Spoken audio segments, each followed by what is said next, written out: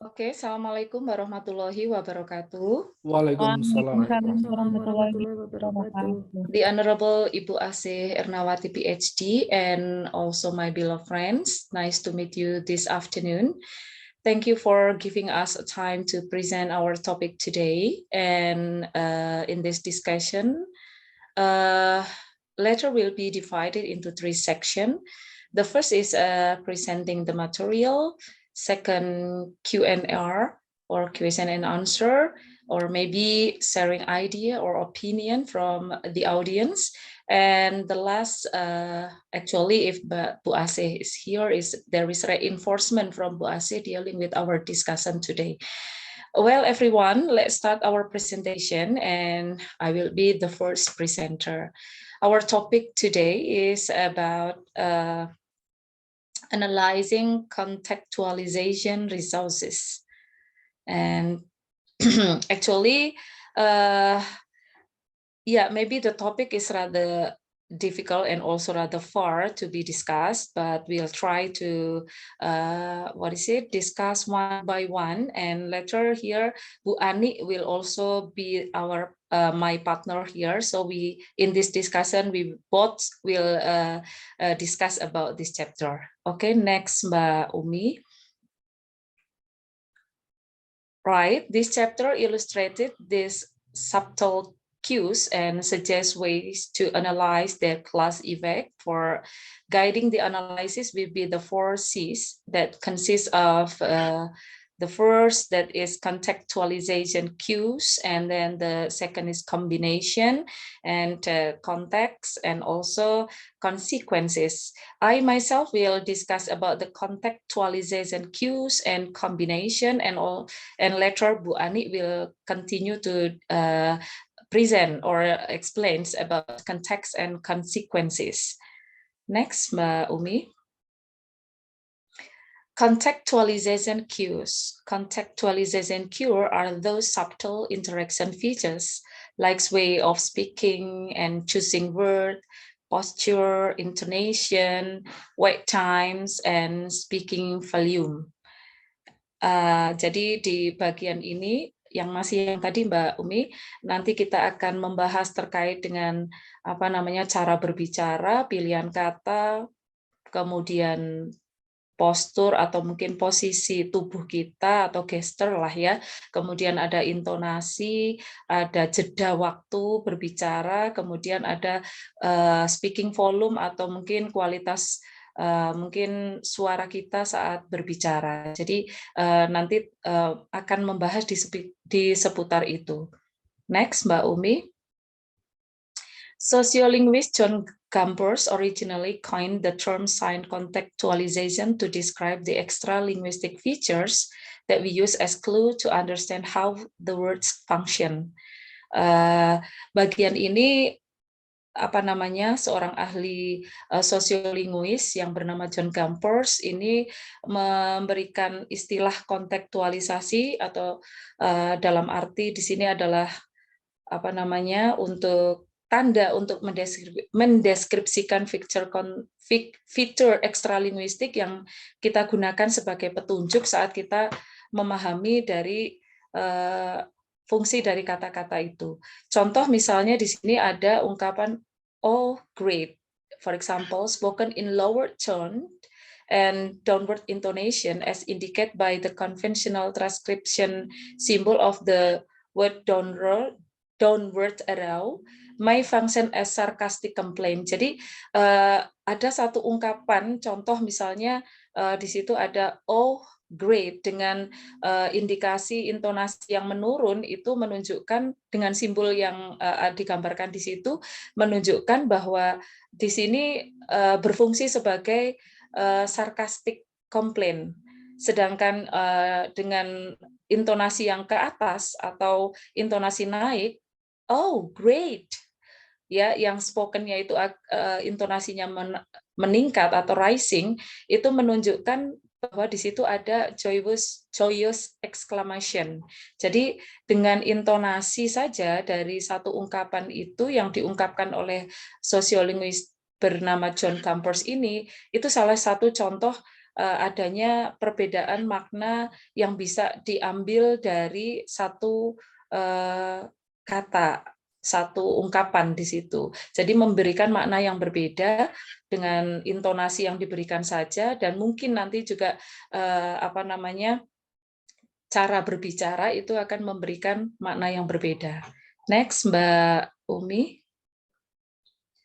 Kemudian masih yang tadi, nah di sini juga John Campers memberikan penjelasan, memberikan analisis yang lebih spesifik lagi terkait dengan cross-cultural immersion, how communication can break down in such encounters, dalam arti di sini bahwa budaya juga mempengaruhi makna yang ada dalam satu ungkapan yang disampaikan saat berbicara. Dan di situ John Campers menganalisis dari cara penyampaian yang disampaikan oleh orang imigran dari India yang menggunakan bahasa Inggris dengan yang dari orang Inggris yang aslinya atau mungkin native speaker-nya. Jadi ada perbedaan, nanti kita lihat pada slide berikutnya. Oke, nah ini contoh yang ada dalam percakapan di sebuah bank. For example, a bank teller who heard the following from the English person apologized and corrected his mistake. Jadi seorang teller bank yang mendengarkan mungkin ada semacam komplain yang disampaikan oleh nasabah dengan mengatakan seperti yang ada dalam percakapan di slide ini, memberikan makna yang berbeda dengan mungkin nanti yang akan disampaikan oleh seorang speaker yang imigran India tadi. Jadi British English speaker, oh this is the wrong form, my account is in Wembley. Kemudian tellernya memberikan respon dengan oh I see. Jadi koreksi yang diberikan itu dengan sangat halus dan tidak ada rasa, mungkin di situ ada rasa mungkin sedikit marah dan sebagainya. Sementara dengan ungkapan yang kedua yang disampaikan oleh seorang imigran India dengan menggunakan bahasa Inggris, karena dengan mungkin nada atau mungkin intonasi yang berbeda dan sedikit mungkin dialek yang juga masuk di situ, sehingga ungkapan yang diberikan atau disampaikan sebagai respon oleh seorang tellernya pun akan berbeda. Why? What's wrong with it? Ya, jadi dengan oh I see. Jadi ada penerimaan di situ kalau komplainnya yang disampaikan oleh nasabah. Kemudian kalau yang bawah itu sekilas seperti tellernya tidak menerima dengan komplain yang disampaikan karena mungkin dengan nada atau mungkin dialek yang berbeda. Next, Mbak Umi. In this first interaction, the comment of British speaker clearly function as the polite correction. Jadi dalam hal ini British English speaker itu memberikan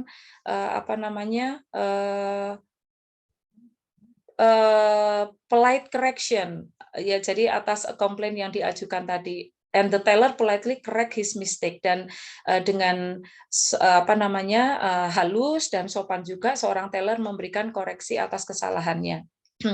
Sedangkan yang kedua yang saya sampaikan tadi bahwa the teller seem to take offense after hearing almost the same correction from the Indian speaker.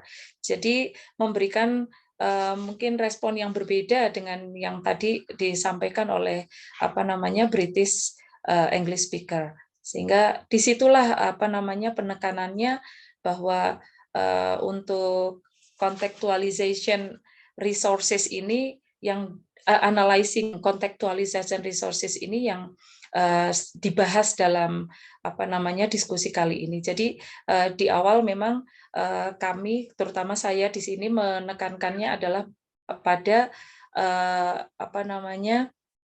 tadi yaitu apa jenenge intonasi ya, intonasi atau intonation, dan juga sedikit dialek yang digunakan oleh pembicara asli dengan yang bukan atau mungkin imigran.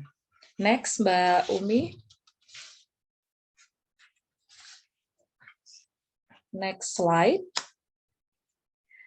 Oke, nah contextualization cues that happen in our classroom. Nah, di dalam in our classroom or in especially in our teaching and learning process, many functions are accomplished through the subtle of cues. The teacher carefully orchestrated this on the first day to convey the identity of her classroom. Our student will go on to form our opinions about us and our teaching style within the first few minutes of our first meeting. So di sini apa namanya, contextualization cues yang terjadi di dalam kelas kita itu biasanya terjadi di awal saat apa namanya hari pertama seorang guru masuk ke kelasnya. Nah, bagaimana guru itu akan memberikan kesan kepada muridnya terkait dengan mungkin stylenya atau mungkin juga bisa dalam hal ini nanti apa namanya student opinion about the teachers ya, dari cara mungkin dia berbicara, kemudian cara dia bersikap, cara mungkin dia berjalan memasuki ruangan, atau mungkin saat berada di depan pintu masuk ruang kelasnya. Nah, ini yang nanti bisa mempengaruhi bagaimana pemahaman siswa terkait dengan mungkin bukan pemahaman tetapi opini atau pendapat siswa terkait dengan guru yang akan mengajar mereka. Dan ini biasanya terjadi di awal kelas mereka atau mungkin saat pertama kali guru memasuki ruang kelas mereka. Next, Mbak Umi. Nah, common contextualization cues. Here, the teacher intonation and rapid repetition indicate this is a rhetorical question with only one correct answer. Jadi apa namanya, saat guru tadi berada dalam apa namanya kegiatan teaching and learning, ini biasanya juga terjadi apa namanya rapid repetition that indicate rhetorical question. Jadi ada pengulangan-pengulangan yang sebenarnya di situ hanya sebuah pertanyaan retorik.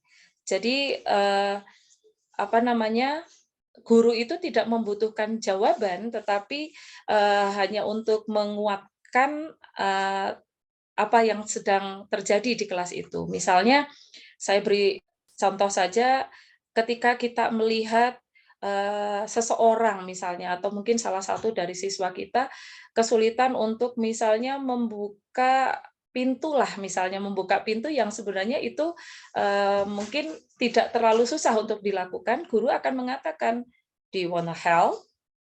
Do you wanna help?" Dengan intonasi yang cenderung datar dan menurun, sebenarnya di sini intinya adalah bahwa dia tidak menawarkan bantuan, sebenarnya hanya untuk apa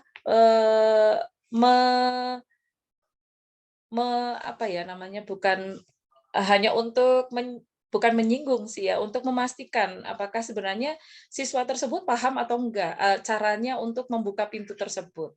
Jadi, wong hal yang gampang, tapi kok kamu nggak bisa melakukan. Nah, intinya seperti itu. Ya, jadi itu yang terjadi di dalam kelas kita. Kemudian body language juga, terkait dengan body language. Apakah guru atau kita di situ sebagai guru menunjukkan kita itu marah, kita itu sedang tertarik dengan sesuatu, atau kita ingin apa namanya mungkin sedang happy saat berada di kelas, itu pun bisa diketahui dengan cara kita menunjukkan gestur atau apa namanya body language kita, kemudian juga dari intonasi atau volume suara yang kita pakai, intonasi juga. Nah, cara kita tadi menyapa murid yang terlambat misalnya masuk ke kelas, kita dengan mengatakan what time is it? Nah, what time is it itu tidak membutuhkan jawaban yang pasti sebenarnya, karena kita hanya butuh siswa itu menyadari bahwa dia telah salah karena telah datang terlambat masuk ke kelas. Nah, itu sebenarnya seperti itu yang sepemahaman saya dari bagian common contextualization cues.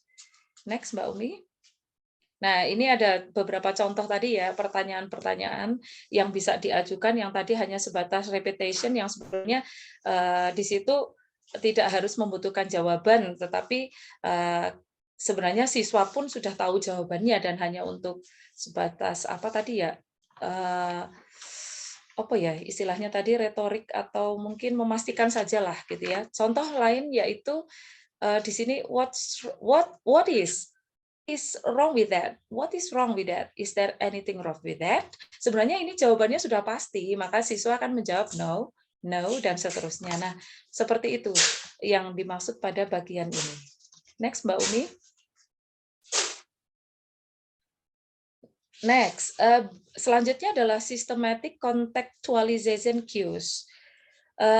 Pada bagian ini terbagi menjadi dua, yaitu social variation and situational variation.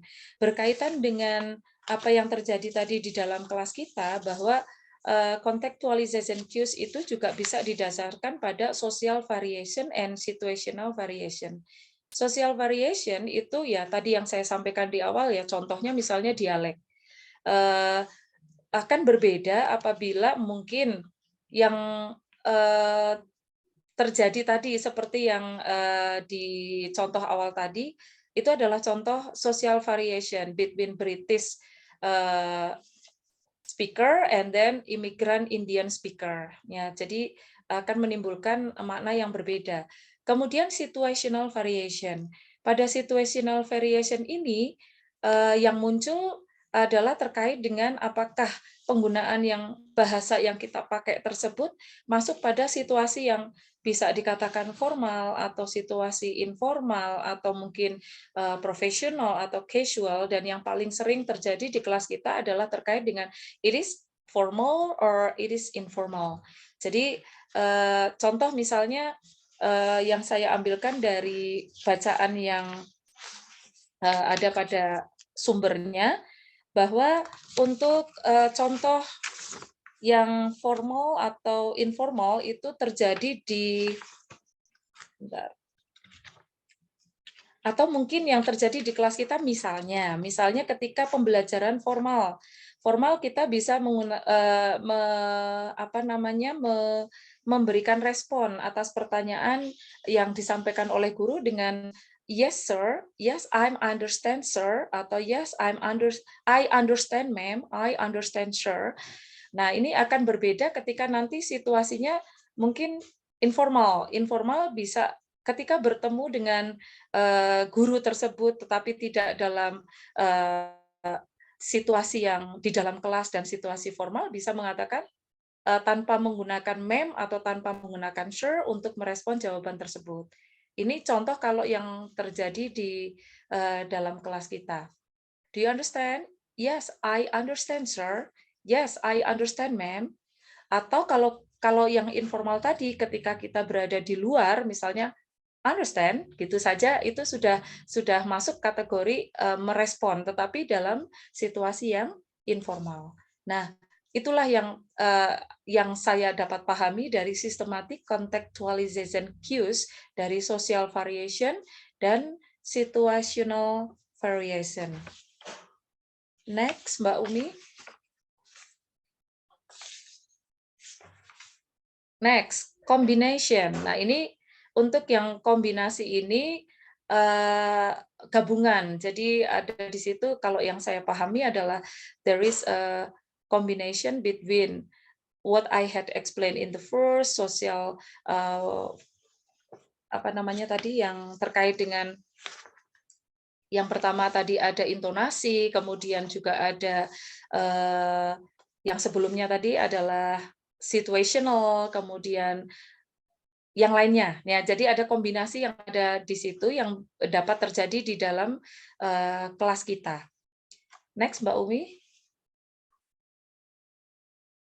Nah, kombinasi itu sendiri terbagi menjadi dua. Yang pertama, combination as resources and combination as liabilities. kombinasi yang sebagai sumber, yang dimaksud dengan kombinasi yang sebagai sumber di sini adalah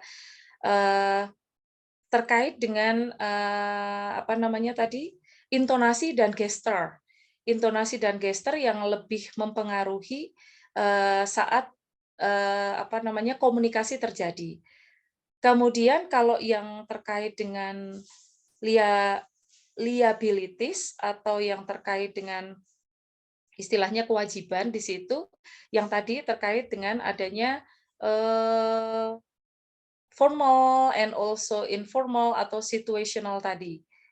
Next, lanjut Mbak Umi. Next slide. Kemudian ada lagi combination in delicate balance.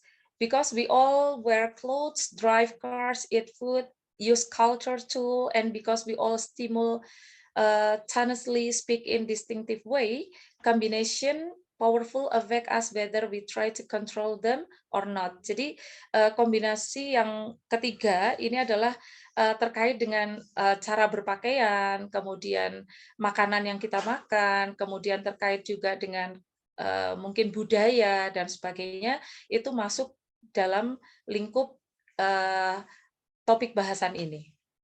Next, Mbak Umi. Oke, analyzing combination mungkin ini sudah ke Bu Ani ya, terkait dengan analyzing combination. Oke, Bu Ani, it's time for you to continue this presentation. Okay, thank you, Bu Inaya. Okay, well, friends, I will continue Bu Inaya presentation dealing with critical discourse analysis. Suaranya kurang keras, Bu Ani. Kurang keras ya? Seperti Yes. ini? Oke. Bu Inaya has explained about a combination. Now, how to analyze the combination itself? This is an analyzing combinations. General structure categories like male, female, Latino, African, American, etc. are less functional than how those categories are made real in combinations in interaction. General characterization of language like Black, Chicano, Southern English do not function in isolation either. They functionality is a factor of their combination with other nuanced aspects of appearance and ways of speaking. Jadi di sini ketika menganalisis kombinasi itu, yaitu menganalisis kombinasi seperti yang Bu In tadi sampaikan, ada beberapa kombinasi seperti what people are saying, not only that, biasanya kalau dalam critical discourse analysis, itu kita menganalisis, mengkritik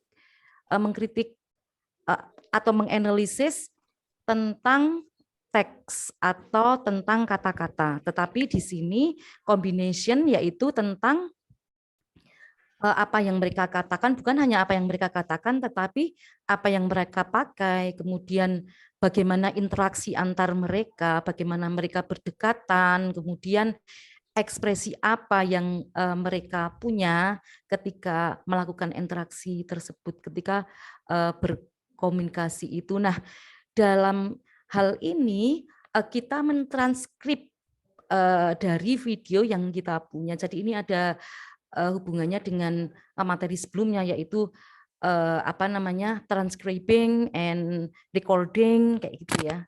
Sekarang sudah analyzing. Next.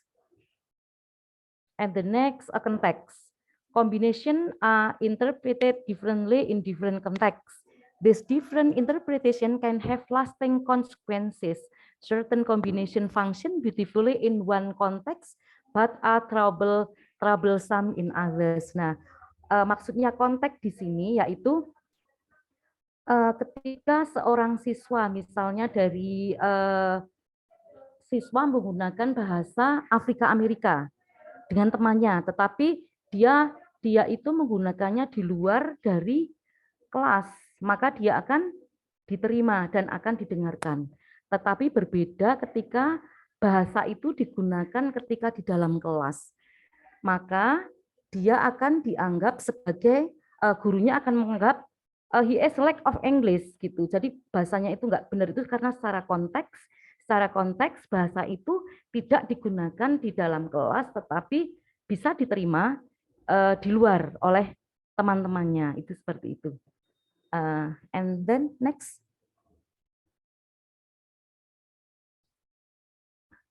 Next. Okay. And then the next is analyzing cues and combination in context. Nah, di sini, oh ini yang ke itu ya, cues combination. Kalau yang language socialization belum ya sebelumnya? Before context Mbak Umi.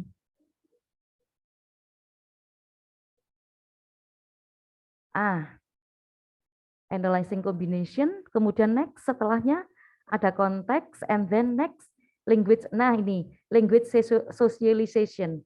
From the perspective of language socialization, we are socialized through language to use language in socially appropriate ways. Nah di sini ketika di socialization itu contohnya ketika apa namanya, ketika seseorang itu mengatakan dalam sosial konteks ya, itu ketika seorang siswa kemudian takut untuk mendebat apa yang guru jelaskan di kelas. Kenapa kok dia takut mendebat? Karena dari segi sosial, misalnya murid dari Indonesia, kenapa kok apa namanya takut mendebat? Itu karena secara sosial dikatakan bahwa dengan hubungan sosial dalam konteks ini dianggap bahwa ketika kita membantah apa yang guru jelaskan, itu kita akan mendapatkan konsekuensi di sini. Konsekuensi apa yang akan didapat oleh siswa? Konsekuensi bahwa kalau saya itu kayaknya guru itu salah deh menjelaskannya. Saya kok pengen membetulkan, atau misalnya pengen bukan membetulkan, kok ada bukan salah menjelaskan, tetapi kok saya ada pendapat lain, saya tidak setuju dengan apa yang dijelaskan guru. Nah, kadang-kadang siswa secara secara sosial itu dia tidak nyampe. Kenapa? Karena diri dia merasa bahwa ketika dia mendebat guru, konsekuensinya ada dua. Satu, bisa diterima, kemudian yang satunya lagi, ketika pendapat kita diterima, maka akan menjadi sebuah perdebatan yang seru di dalam kelas itu. Tetapi ketika ketika pendapat kita tidak diterima, maka ada konsekuensi yang kita ambil, mungkin kita akan dimarahi oleh guru dan disalah-salahkan, atau mungkin kita dianggap sebagai murid, dianggap sebagai pengacau, kemudian bisa dikeluarkan di dalam kelas. Nah, dalam konteks ini, konteks sosial ini, ada yang perlu diselamatkan. Itu adalah dari ketika kita mengamati gitu ya kepada murid, bahwa murid merasa bahwa ada yang perlu diselamatkan. Nah, kebanyakan dari kita sebagai seorang murid, kita ingin menyelamatkan diri sendiri. Akhirnya kelas itu walaupun guru menerangkan terkadang tidak sesuai dengan yang kita harapkan, entah itu kita tidak mengatakan guru itu menerangkan salah, tetapi kok saya ada pendapat lain dengan source yang lain, itu akhirnya terdiam, itu karena dari segi sosial kita sudah kita sudah merasa bahwa this is impolite to debate a teacher gitu. Kalau dari segi dari segi sosial, atau dari segi sosial lagi ada siswa yang dia itu terlalu pendiam. Kenapa kok dia itu diam sekali ketika di dalam kelas?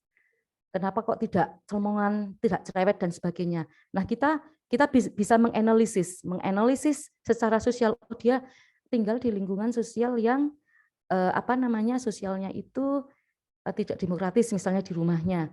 Di rumahnya itu cenderung dia itu suka jadi pendengar aja di rumah. Makanya ketika ada siswa yang seperti itu, guru bisa menganalisis, oh ini dari segi sosial anaknya seperti ini. Nah, inilah fungsinya dari critical discourse analysis di dalam kelas. And then next, Mbak. Kemudian yang berikutnya yaitu analyzing cues and combination in context. Nah, dalam hal ini analyzing contextualization resources in context in our classroom involve understanding the multiple a form of communicative competence. Classroom discourse analysis provides the tools to become familiar with how cues and combination work differently in different contexts. Nah, tadi seperti yang dijelaskan bahwa ketika kita kita berada pada situasi yang dalam konteks yang berbeda, maka itu akan dimaknai sesuatu yang berbeda. Misalnya kita bertanya kepada murid, menanyakan sesuatu, tetapi membuat pertanyaan yang kita ajukan itu membuat ruangan itu atau membuat kelas itu sunyi. Nah, dari itu kita menganalisis kenapa kok ruangan itu sunyi dengan pertanyaan-pertanyaan kita. Mungkin pertanyaan kita itu pertanyaan yang sulit dijawab oleh siswa. Kita bisa menganalisis dari diri kita sendiri. Atau mungkin siswa takut menjawab tadi. Pertanyaan-pertanyaan kita takut ketika nanti jawaban saya jangan-jangan salah, nggak ada keberanian. Kemudian nah disitulah critical discourse analysis, ketika kita menganalisis cues and combination in context. Kita melihat gesture dari anak, kenapa kok dia diam seperti mengkeret, oh dia takut ketika mau menjawab dari pertanyaan kita, kenapa kok sunyi. Ada lagi yang menjawab seperti melongo. Kita menganalisis lagi, oh dia tidak menjawab itu karena mungkin dia tidak tahu jawaban. Nah, itulah ketika kita menganalisis sesuatu, this is the in combination context, bukan dari apa yang dia jawab, tetapi dari a gesture siswa atau dari wajah siswa. And then next, consequences-nya. The consequences, this is a negative evaluation. When a student's way of speaking is often misunderstood or worse, made fun of in a class, school stops seeming like a good idea. You cannot care about doing well in a school if school doesn't seem to care about who you are, or if the way you talk makes your knowledge of experiences seem less important. Often it seems like high pressure testing or evaluation situation bring out these arbitrary differences and lead to bad result. Di sini maksudnya negative evaluation yaitu ketika cara berbicara siswa itu yang disalahpahami oleh kita sebagai guru. Misalnya siswa menjawab sesuatu yang maksudnya A, tetapi dia menjawabnya dengan B. Yang pada akhirnya bisa jadi jawaban siswa itu satu ditertawakan teman-temannya. Yang kedua, kita tidak paham atas jawaban siswa dan kita menganggap bahwa oh itu jawaban yang salah. Itu adalah dari negative evaluation. Kita mengevaluasi sesuatu yang buruk atau yang tampak tidak bagus. Dan ketika kita mengevaluasi ini, kita memang negative evaluation. Kenapa sih kok siswa itu menjawab seperti itu? Oh, mungkin karena dia memang cara berkomunikasinya itu tidak seperti yang lain. Dia itu terbata-bata, sulit ngomong, dan sebagainya. Itu seperti itu. Next. Kemudian, from negative evaluation to new ways of thinking about knowledge. Nah, ada sebuah negative evaluation, tadi menyambung ketika siswa menjawab tidak sesuai yang kita harapkan, kadang kita menganggap bahwa jawaban itu adalah jawaban yang salah, padahal siswa punya jawaban tersendiri. Contohnya ini ada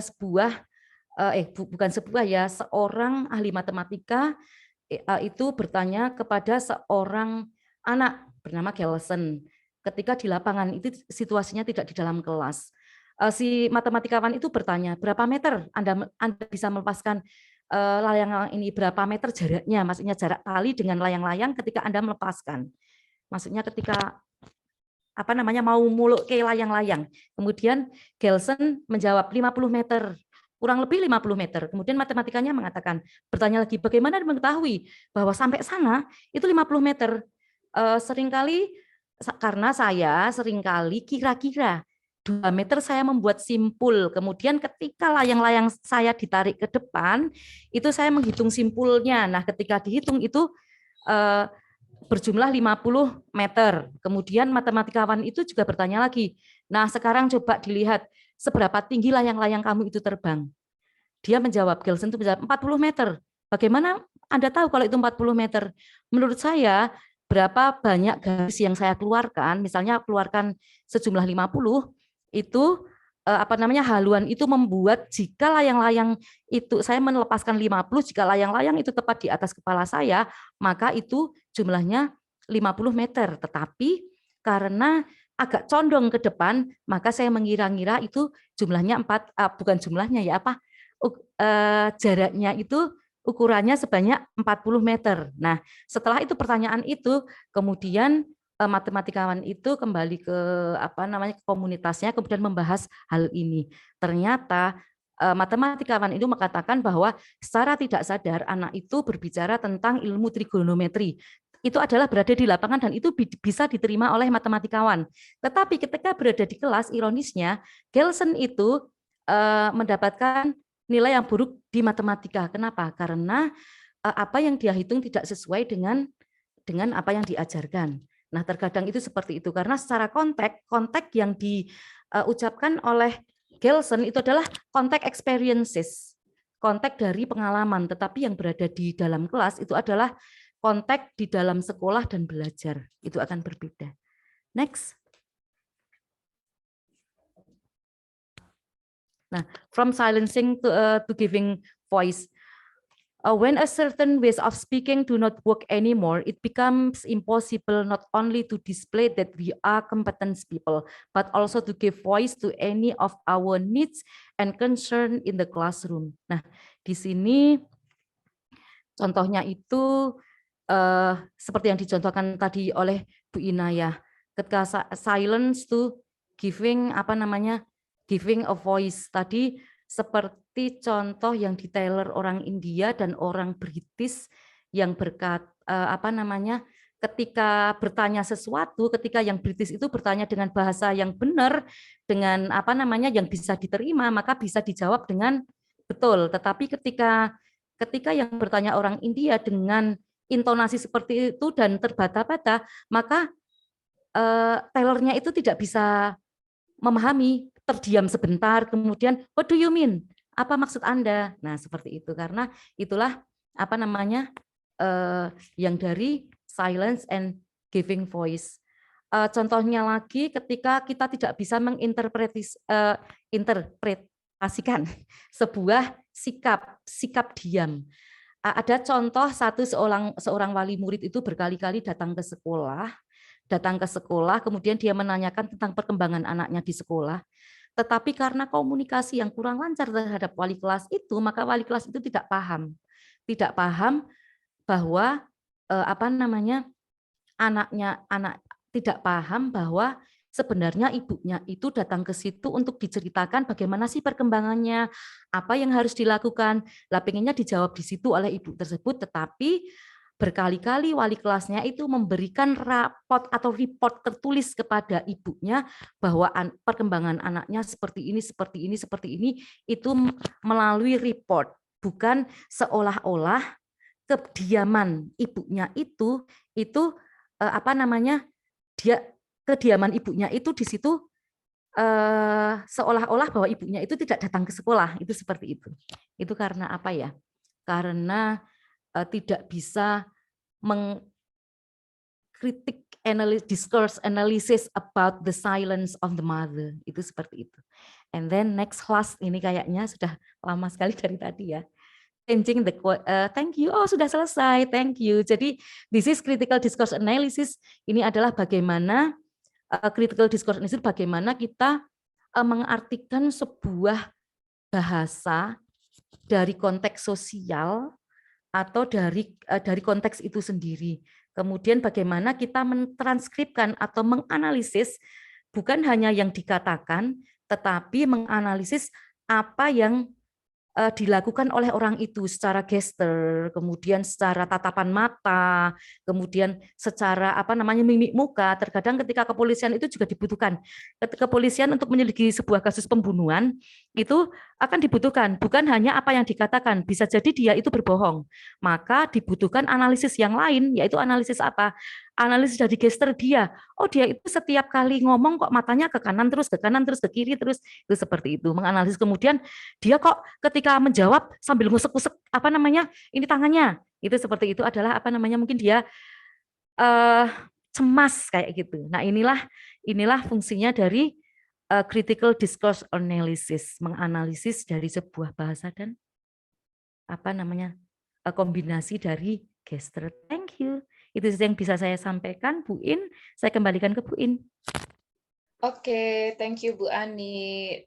Yeah, that's all, my friends. Our presentation maybe a little bit difficult to understand, but we try to discuss and share about this and later on. But if some of you will give us a question, we'll try to answer. Or maybe you just want to add some information or your understanding or your opinion about what we have discussed, we will greatly accept it. Oke, silakan teman-teman. Memang ini sedikit agak rumit, tetapi yuk kita bareng-bareng di sini diskusi terkait dengan topik kali ini. Dan ya silakan, kalaupun misalnya ada yang mau bertanya, monggo, mudah-mudahan kami coba menjawab. Monggo mungkin di antara teman-teman ada yang ingin bertanya atau mau sharing opinion. Bu Hom Satun, oke Bu Hom Satun, silakan Bu Hom Satun. Okay, Bu Inaya and Bu Ani, thank you. It's a very interesting material. In this chapter, I learned much from you about how to analyze our students' expressions, our students' sentences, using critical discourse analysis. So, in my opinion, is that just like the same with psikologi, ilmu psikologi ya. Jadi kita bisa memahami anak itu dari bahasa tubuh, dari intonasi, dari kosakata yang diberikan. Jadi kayak hampir kayak ilmu psikologi kalau nggak salah ya, in short gitu. Karena I always interested talking about psychology. Ya, saya itu ini share pribadi, perasaan pribadi aja. Saya dulu pingin sekali kuliah di psikologi gitu, tetapi kemudian karena waktu itu di universitas saya belum ada, maka saya change ke bahasa Inggris, sehingga sampai detik ini pun ketika bicara psikologi saya masih suka sekali. Sehingga dalam hal ini ternyata ilmu psikologi yang kita miliki itu meskipun secara teori kita tidak pernah mengasahnya secara khusus, kita dicerdaskan oleh keadaan karena setiap hari kita bertemu dengan benda hidup, makhluk hidup, yaitu yang bernama siswa. Dengan sendirinya ilmu psikologi ini sedikit demi sedikit terasah terus sehingga kita punya kepekaan tersendiri. Nah, my question is, apakah ini hampir sama dengan ilmu psikologi itu tadi, karena membaca mimik wajah orang, membaca intonasi dan sebagainya. Itu aja, thank you so much. Oke, terima kasih Bu Hom Satun. Kita kumpulkan dulu atau langsung bisa kita handle Bu Ani? Kumpulkan atau ada yang bertanya lagi nggak sih? Ada lagi nggak? Dikumpulkan dulu aja mungkin ya, dikumpulkan dulu aja. Atau hanya satu enak saja? Atau mungkin ada yang mau memberikan opini juga? Silahkan, monggo. Oh iya, Pak Bowo, silahkan, Pak Bowo. Yeah, maybe my question is a very simple question, but I don't know the answer is maybe very complicated or just simple also. I just wanna know how what is it, the correlation, what is the correlation between social variation and situational variation in real condition or example in real life. Thank you. Okay, thank you, Pak Bowo, for your questions. Let us try to answer first. Bu Homsatun question, it is about, is there any relationship, or maybe is it similar as analyzing of critical discourse tadi ya, and dengan psychology, ya, Bu Homsatun ya. In my opinion, it's the same. It's mean that not really similar, tidak sama banget, tetapi ada hubungannya lah. Artinya ilmu psikologi dalam hal ini untuk bahasa, khususnya untuk kita yang sedang mempelajari bahasa, ini juga akan dapat ada hubungannya dengan pemahaman kita terhadap psikologi seseorang. Dengan cara dia berbicara, dengan cara dia tadi menyampaikan sesuatu, dengan cara mungkin anak atau mungkin seseorang itu memberikan pendapat, kita akan dapat tahu tipe atau mungkin sifat seperti apa yang dimiliki oleh orang tersebut. Anak menjawab menjawab pertanyaan kita dengan mungkin intonasi yang sedikit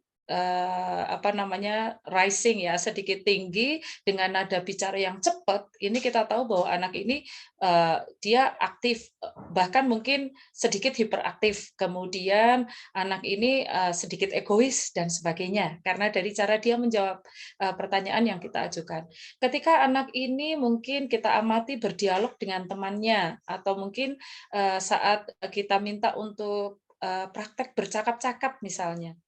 Ketika yang satu lebih aktif, kemudian yang satunya mungkin menjawab hanya seperlunya saja, maka kita tahu kepribadian anak ini dari cara dia menjawab itu. Oh, anak ini mungkin sedikit dia lebih introvert.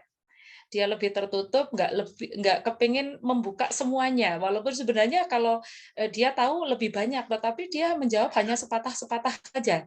Nah, dari situ kita, oh, anak ini mungkin dia lebih cenderung ke lebih pendiam, lebih introvert, tertutup begitu. Karena ini terjadi di kelas saya sendiri. Saya mengajar di kelas 10, itu ada satu anak yang secara teori dia bagus banget, nilai bahasa Inggrisnya bagus. Bahkan teman-temannya satu kelas pun mengakui si anak ini bagus.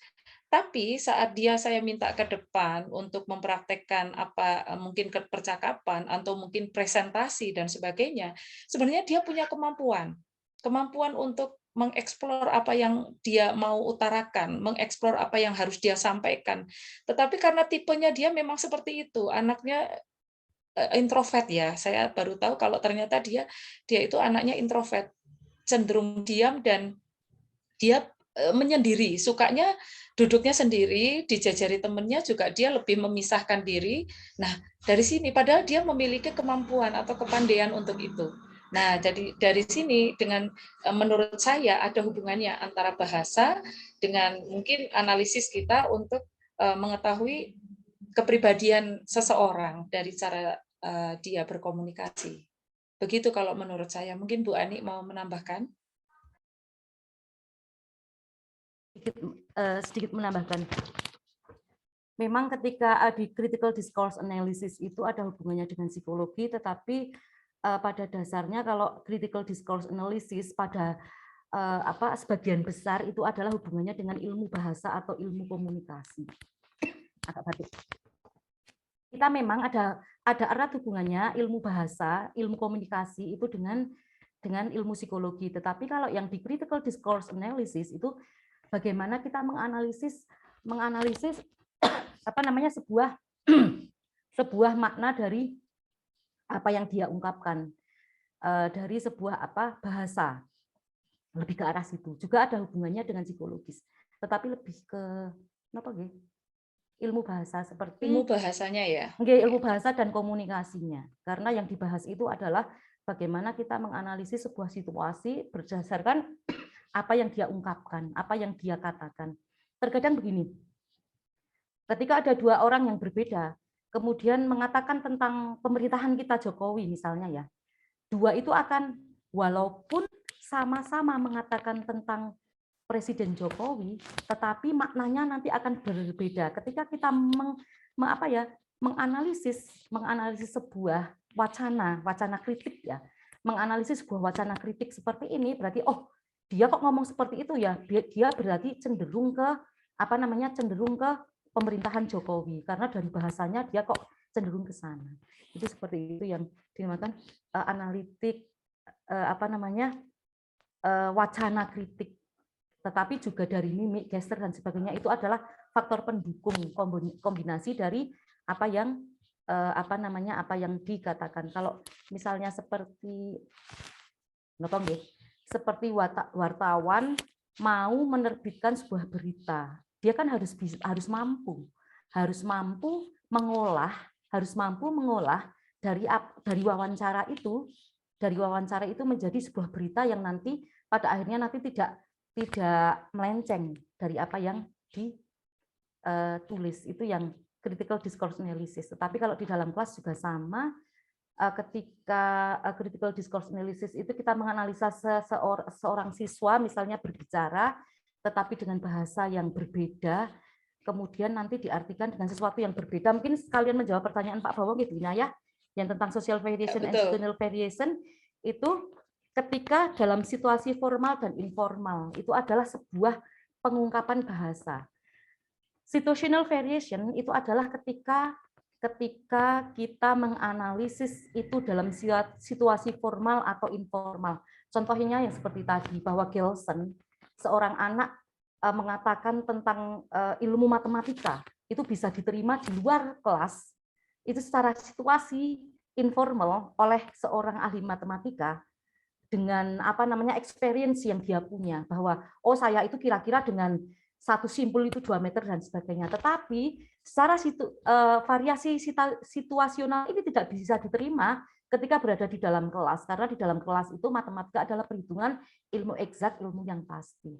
Itu seperti itu. Gelson bisa diterima oleh matematika karena tanpa sengaja Gelson itu mengatakan ilmu trigonometri, tetapi di dalam kelas dia nilainya nggak bagus karena tidak fix. Itu seperti itu. Kemudian kalau dalam segi social variation itu adalah variasi sosial di mana siswa itu tinggal. Misalnya ada seorang anak dari kulit hitam, dia seorang Afrika. Kemudian anak Afrika itu belajar di lingkungan American.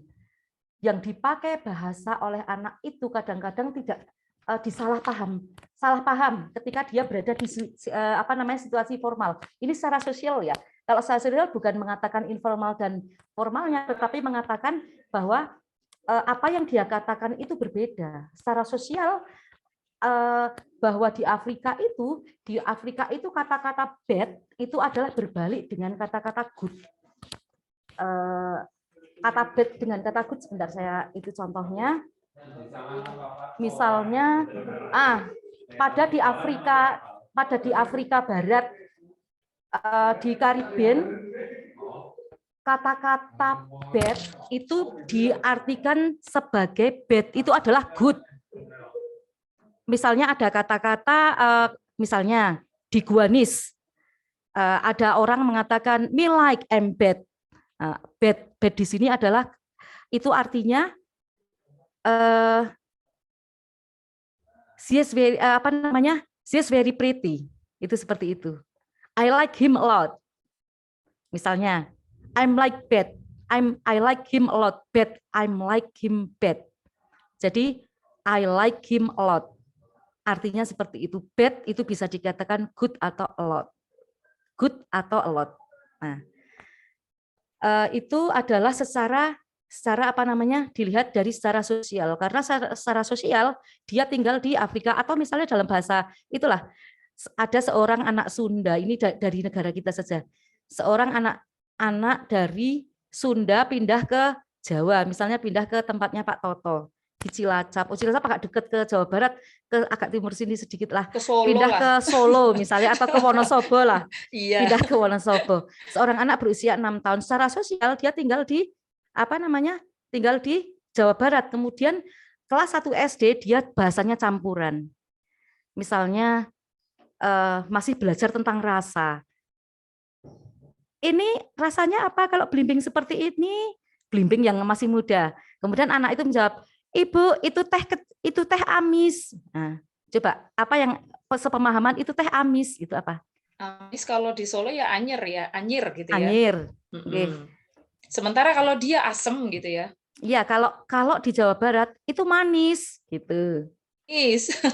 Itu teh amis artinya itu manis, tehnya nggak ada. Mana teh? Nggak ada teh, itu adanya blimbing. Nah, itu ketika secara social analysis, saya menganalisis bahwa anak ini berasa secara sosial dia berada di Jawa Barat. Ketika berada di Jawa Tengah dia bilang amis, gurunya nggak paham. Amis, loh kamu kok bisa mengatakan amis ini bukan ikan, maka ini nggak amis, maka di situ akan terjadi misunderstanding. Itu secara sosial konteks. Kenapa kita menganalisis secara sosial konteks? Karena tempat tinggal anak itu berbeda. Itu jawaban sedikit dari saya, Pak Bowo. Mungkin Pak Bowo bisa menambahkan. Mungkin yang lain teman-teman mungkin ada yang punya pendapat, atau Pak Bowo sendiri mungkin menurut pendapat Pak Bowo? Tidak, karena yang tadi saja masih agak di luar imajinasi saya, karena tapi sepertinya konsepnya sudah bisa saya tangkap. Jadi di situ ada fungsi sosial juga yang tidak hanya berlaku kalau misalnya berlaku di dalam kelas itu ya terkesan kaku, terkesan segala sesuatunya itu harus manut aturan ABC, tetapi ketika diterapkan dalam fungsi sosial kok sepertinya lebih asik, dan di situ fungsi dari discourse analysis yang ini ya sepertinya lebih cakep ketika diterapkan di yang sosial di tadi. kelas kita ya. Iya. Oke. Bagaimana Pak Toto? Mungkin mau menambahkan Pak Toto? Sepertinya sudah paham banget. Ya, saya setuju aja tadi dengan Pak Bo dan apa yang disampaikan teman-teman Bu Anik sama Bu Inaya, saya kira sependapat saja. Terima kasih. Mungkin ada yang lain? Saya Bu Inaya, Mbok, itu turunin lagi biar Pak saya ketok sih. Nah, ini kalau silau Bu, ini makanya tak giniin, iya. Baik. Jadi kayak dalam iklan tuh, enak ini teh susu gitu ya. Ada kan iklannya yang kayak zaman dulu itu ada ya. Iya, susu bendera itu sama. Ini teh susu gitu. Itu bukan teh gitu kan. Terus ini apa namanya? Kalau tadi juga ada kata bad diartikan good itu apa bisa kayak misalnya ada kalimat gini, I love him badly gitu. Itu kan sebenarnya konotasinya positif gitu. Jadi saya mencintai dia amat sangat gitu loh. I miss him badly gitu.